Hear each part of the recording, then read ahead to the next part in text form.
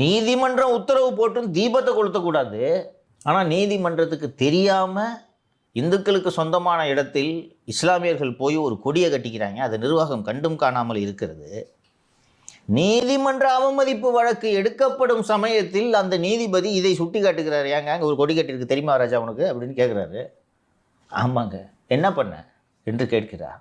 இல்லை, புகார் அளிக்கணும். ஏன் இது வரைக்கும் அளிக்கலை? இன்றைக்கி போய் அளிக்கிறேன். அதை அளித்த பிறகு இப்போது அடையாளம் தெரியாத நபர்கள் மீது வழக்கு பதிவு செய்யப்பட்டிருக்கிறதுனா திமுகவோட நோக்கம் என்னன்னு புரியுதா? சும்மா இருக்கிற இஸ்லாமியர்களை தூண்டி விடுறாங்கன்னு உங்களுக்கு தெரியுதா? அசைவ உணவு உண்ணும் எங்கள் உரிமையை நிலைநாட்டுகிறோம்ன்றதுக்காக தானே ஒரு எம்பி அங்கே போய் அசைவ உணவு உண்ற அந்த ஃபோட்டோவை வெளியிடுறாரு. இது சாதாரணமாக லஞ்சு சாப்பிட்டு போடுற புகைப்படமா? அது கோயிலில் போய் உட்காந்து மலை மேலே தானே உட்காந்து தின்னீங்க நீங்கள். அப்போ வெளியிடுறாரு. அதோட நீட்சியாக தான் இந்த மரத்தில் தர்காவுக்கு சொந்தமான இந்த கொடியை கட்டியிருக்கிற விவகாரத்தை நீங்கள் பார்க்கணும். அப்போ தொடர்ந்து அரசு இதை செய்கிறது. சமூக விரோதிகள் இதை செய்யலாம், மத வெறியர்கள் இதை செய்யலாம். அரசு இதை தடுக்க வேண்டும்.